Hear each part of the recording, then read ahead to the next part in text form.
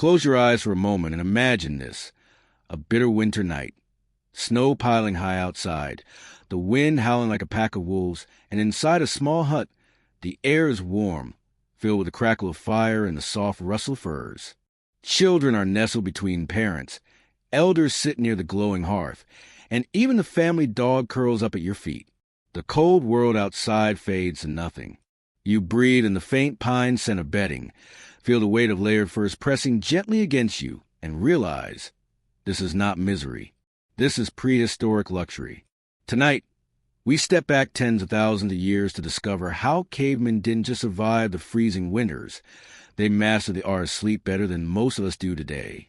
And as we journey through their huts, their fires, and their nightly rituals, you'll see how warmth, community, and clever design turn harsh winters into the coziest, most restorative sleep imaginable. Asterisk. When we think of cavemen, it's easy to imagine them shivering in endless snow, teeth chattering, huddled in miserable little shelters, barely surviving the icy nights. But that image, as gripping as it sounds, is far from reality. The truth is far more surprising and far more comforting. Long before modern beds, heaters, and blankets existed, prehistoric people were already masters of winter sleep. They didn't just endure the cold. They learned how to turn it into an opportunity for warmth, rest, and safety. Tonight, we step back tens of thousands of years into huts built with skill and care to see how humans in the Ice Age didn't just survive. They slept better than most of us do today. Archaeological discoveries reveal a world that Hollywood never shows. Cozy huts insulated with branches, bones, and animal hides, bedding made of soft grasses and pine boughs, and families huddled together, sharing body heat, security, and trust. Imagine the contrast.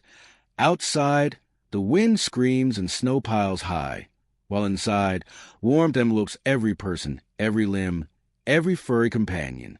Before we dive deeper, think about your own nights, tossing under a lumpy mattress, staring at glowing screens, struggling to find rest. The cavemen didn't have memory foam or blackout curtains, yet they crafted nights of deep, restorative sleep that were both nurturing and secure. And tonight, you'll discover exactly how they did it, step by step, from the huts they built to fires they tended, the furs they layered, and the rituals that guided their entire night. Asterisk. Step inside a prehistoric winter night, and the first thing you notice isn't the cold, it's the hut. Far from the flimsy lean-tos Hollywood shows, these shelters were carefully designed marvels of comfort and survival.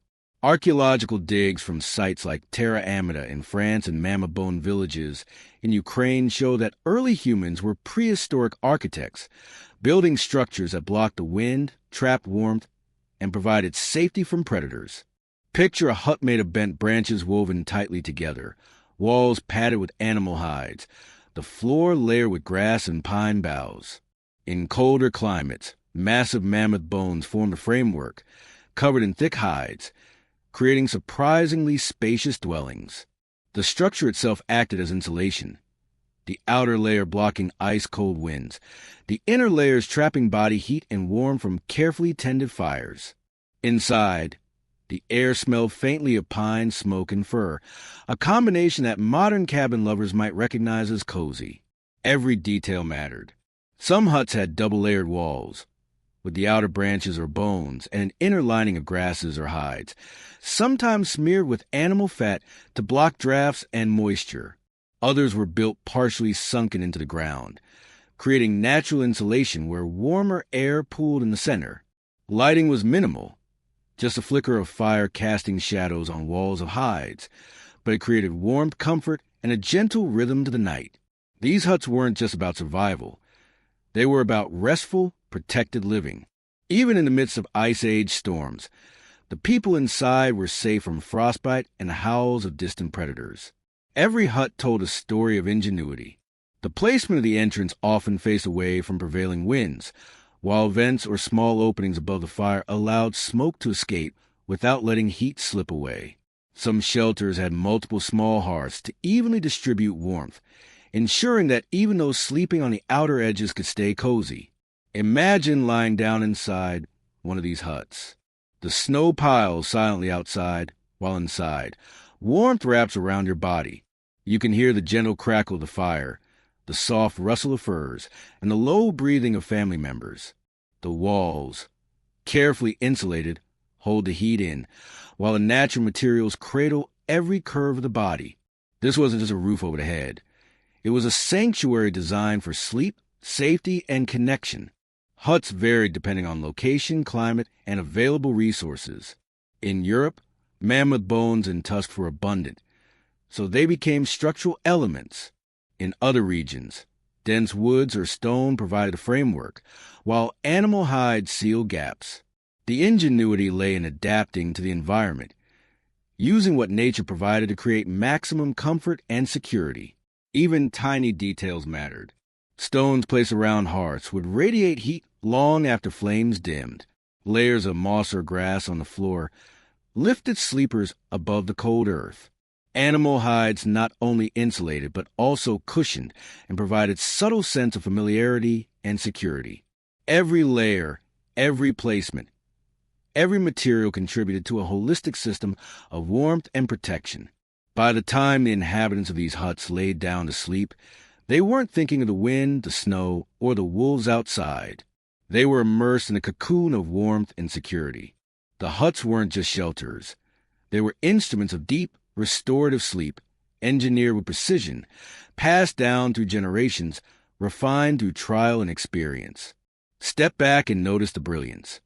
In a world that could have been mercilessly cold, dark, and lonely, humans created spaces that turned winter into comfort, danger into security, and night into a rhythm of rest and restoration. These huts weren't simply built. They were crafted for life, for warmth, and for dreams. Asterisk. Now that we stepped inside the huts, let's talk about where prehistoric people actually slept. And yes, they had beds. Not the pile of leaves stereotype you might imagine, but layers of carefully chosen materials designed for warmth, comfort, and protection. Archaeological evidence from sites in South Africa and Europe reveals that early humans, tens of thousands of years ago, used grasses, sedges, and pine boughs to create raised sleeping mats. These weren't random piles. They were carefully layered to lift the body off the cold ground, keeping the chill away and insulating every part of the sleeper. Some grasses were even chosen for their natural insect-repelling properties, a prehistoric solution far more sophisticated than any chemical spray we might use today. In caves like Shanidar and El Sidron, Neanderthals combined grasses with pine branches. Imagine lying on a mat where every turn releases the subtle aroma of pine, fresh, earthy, and calming. That scent likely helped keep fleas and lice away, and perhaps even contributed to a sense of peaceful relaxation, preparing the mind and body for sleep. Huts weren't uniform. Each sleeping space reflected ingenuity. Some groups dug shallow pits and lined them with grasses and hides, creating slightly sunken beds where warm air naturally collected. Others used multiple layers of hides, fox, deer, reindeer, wolf, stacked strategically to insulate, cushion, and even act like a primitive weighted blanket, gently pressing down to calm the body. Families often slept together, sharing body heat. Children would be tucked between adults, elders near the fire, and animals, likely dogs or other companions, curled at their feet. This wasn't just coziness. It was survival strategy. Warmth was shared efficiently, and every body contributed to the overall temperature inside the hut. Even the placement of mats and bedding was deliberate. Central sleeping areas caught the heat of the hearth, while outer edges were padded with extra furs to prevent drafts. Raised beds and layers protected against the icy floor, while natural materials adjusted to body, providing subtle support that modern synthetic mattresses often fail to replicate. Some groups even use layered furs as pillows or headrests. A child's hooded cloak could double as a pillow, or a rolled-up hide might cradle the neck. Nothing went to waste. Every item had multiple purposes, blending practicality with comfort in a way that modern minimalism would envy. The attention to bedding extended beyond physical comfort. Sleeping on familiar smells, the scent of home, fire, and loved ones, helped soothe the mind. Just as we find white noise or soft music calming today, early humans were enveloped in organic sounds and scents that encouraged restful sleep. The rustle of grasses, crackle of embers, and warmth of hides all combined to create a sensory cocoon that turned harsh winter nights into restorative, even luxurious experiences. So, when you think of cavemen tossing and turning the cold, picture instead carefully crafted sleeping mats, layered furs, and families huddled in warmth.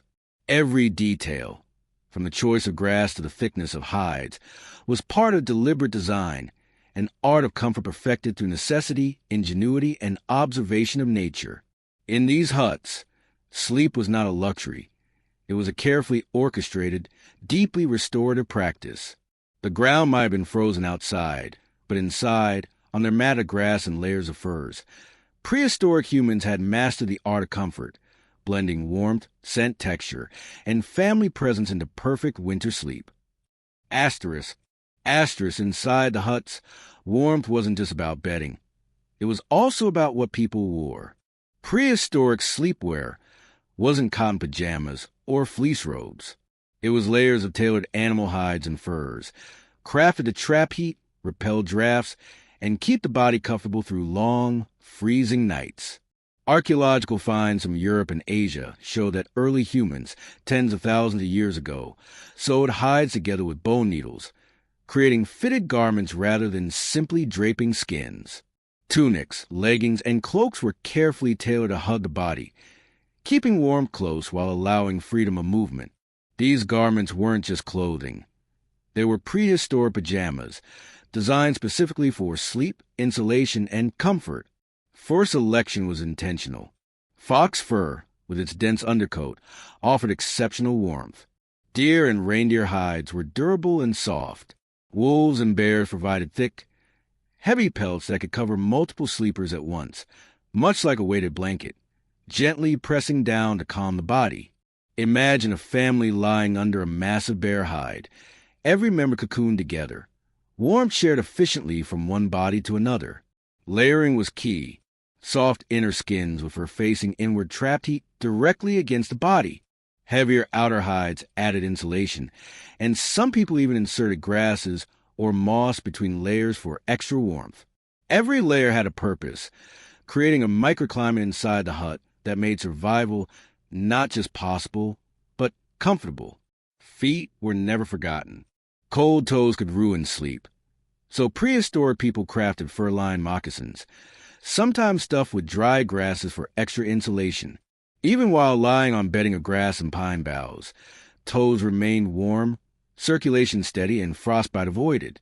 Clothing and bedding often merged into one system. A cloak worn by day could become a blanket by night. A child's hood could serve as a pillow. Nothing was wasted, and everything was multifunctional.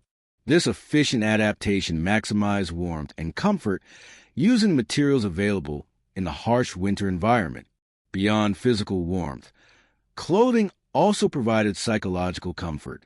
Familiar sense of home, family, and fire embedded in the hides created a sense of security. In the absence of electric heaters, hot water bottles, or central heating, humans learned to rely on tactile warmth, shared body heat, and the soothing textures of hides to fall asleep peacefully. By the time they curled up for the night, prehistoric humans were wrapped in layers of furs, blankets, and clothing that insulated, comforted, and protected. Each person was snug, secure, and ready for restorative sleep, even as ice and snow battered the outside world. These clothes weren't just survival tools. They were a key part of a masterclass in prehistoric comfort, proving that humans could thrive in extreme winters without modern technology. Asterisk. No prehistoric hut was complete without fire. It wasn't just a source of light or a way to cook meals. It was a heartbeat of the home, the anchor around which sleep, warmth, and nightly rhythm revolved. Imagine entering a hut. The cold wind is howling outside, snow piling high against the hides, but inside, a fire crackles softly. Its glow casts dancing shadows across walls of fur and bone. The heat radiates gently, wrapping around everyone, reaching even the outer edges of the sleeping mats. In these moments, fire didn't just warm the body, it signaled safety. Wolves, lions, and other predators might prowl just beyond the walls, but inside, humans were protected. Managing fire was an art. Too little, and the hut would be cold. Too much, and smoke could choke the occupants. Archaeologists have found carefully arranged hearths with stones positioned to radiate heat evenly, and vents designed to release smoke without losing warmth. Some huts even had multiple small hearths to distribute heat more effectively. Keeping a fire alive overnight required skill and attention. Elders or designated watchers would stir embers, add wood, and maintain a balance between warmth and comfort. The placement of fire influenced sleeping arrangements. Beds and mats were arranged around the hearth in a circle so that everyone could benefit from the heat. Children often slept near the center, absorbing warmth from both the fire and adults around them. Elders might sleep closer to flames, both for direct warmth and to monitor the fire, ensuring it didn't die out. This strategic sleeping layout created a balance between warmth, safety, and vigilance. Fire also shaped the natural rhythm of the night. Without electric lights, prehistoric humans lived in sync with the sun and the fire. Long winter nights meant extended hours of darkness, but the fire allowed people to extend evening activities, preparing food, telling stories, and sharing time together before sleep. Anthropologists studying hunter-gatherer societies note that fire created segmented sleep patterns. Some people drifted into deep rest, while others remained lightly awake, tending the fire or keeping watch. This pattern was both restorative and protective. Sleep was communal, safe, and structured. The sound and sight of fire contributed to a profound psychological comfort. Its crackle, flicker, and warmth created a predictable rhythm, a lullaby of light and motion that eased the mind into sleep. Staring into the flames, people drifted into a trance-like state, thoughts wandering, imagination igniting. Some researchers even suggest that the hypnotic qualities of firelight may have influenced the earliest forms of storytelling and imagination, as prehistoric minds wove the dancing shadows into dreams and visions. Food, fire, and bedding worked together to optimize sleep. A warm meal prepared over the fire fueled the body for long nights. Layered mats and furs insulated the body, while clothing trapped heat close. And the fire itself maintained a stable temperature, warded off predators, and offered a gentle, calming glow. Together, these elements created an orchestrated environment for restorative rest. Even the natural sounds of the hut contributed to comfort. The rustle of hides, the breathing of family members, the occasional pop of embers. All these sounds blended into a natural white noise, reassuring everyone inside that they were safe. Outside, wolves of the wind might howl, but inside, life carried a rhythm and predictability that encouraged deep sleep. Fire wasn't just survival. It was part of the art of sleep itself. It regulated warmth, illuminated the night, guided activity, and anchored communal rest. Prehistoric humans didn't simply endure winter nights. They orchestrated them, using fire as a central element in a system designed for comfort, security, and restoration. By the time everyone curled up in layers of furs and bedding, the fire had done its work, creating heat, light, and rhythm. Sleep came naturally, deep and restorative, as humans drifted off surrounded by warmth, the soft crackle of flames, and the presence of family and community. Asterisk. In prehistoric huts, sleep wasn't just about warmth and comfort. It also began at the dinner table. Eating before bed wasn't a casual afterthought. It was a critical part of surviving and thriving through freezing winters. Long, cold nights demanded energy, and prehistoric humans knew it. Archaeological evidence shows that they consumed high-fat, high-protein meals before sleep. Fat from mammoth, reindeer, or bison wasn't just calories. It was insulation from the inside out. A belly full of roasted meat and marrow meant that the body could maintain warmth well into the night, burning energy slowly while resting. Cooking itself was an essential skill. Roasting meat over the fire or boiling starchy roots made food more digestible and nutrient-rich. Bones were cracked open from marrow, a dense, energy-packed substance that could fuel long hours of sleep. Think of it as a prehistoric bedtime snack, providing the exact resources the body needed to maintain warmth and health. But meat wasn't the only component. Archaeologists have found evidence of plants, nuts, and seeds included in meals. Some had medicinal properties or calming effects, potentially aiding sleep. Traces of wild chamomile and yarrow in Neanderthal remains suggest these herbs may have been intentionally consumed to relax the mind and body before bedtime, a natural, plant-based sleep aid long before modern teas or supplements existed. Meals were also communal rituals. Families gathered around the fire to eat slowly, sharing food and warmth. Children were fed first, ensuring they absorbed calories and heat efficiently, while adults waited their turn. This routine wasn't just about nutrition. It was about reassurance and safety, preparing everyone for a long night ahead. Hunger was never a distraction. It was met collectively before sleep. Eating before bed also connected to the seasonal rhythm. In winter, when days were short and hunting more challenging, consuming sufficient calories was crucial. A large evening meal conserved energy, keeping bodies warm and ready for long nights. Conversely, summer patterns differed. Food was more abundant, nights shorter, and sleep lighter. Prehistoric humans instinctively adapted to seasonal variations, syncing nutrition, activity, and rest. The combination of fire, food, and bedding created a perfectly orchestrated system. Meals provided energy and warmth. Furs and layered clothing trapped heat, and the fire maintained a stable environment. Together, these elements maximized the chances of a deep, restorative sleep even in the harshest winter conditions. Finally, the psychological aspect of mealtime was profound. Eating in a safe, warm, communal space reassured the mind.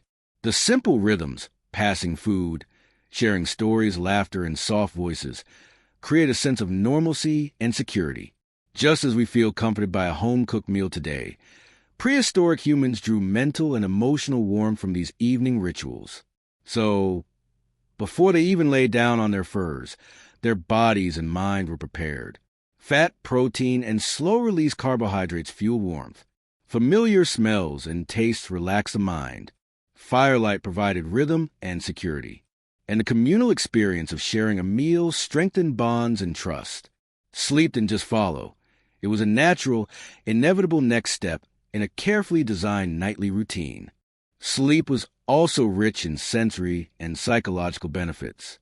The crackle of fire, rustle of furs, and quiet breathing of family members created a comforting soundscape.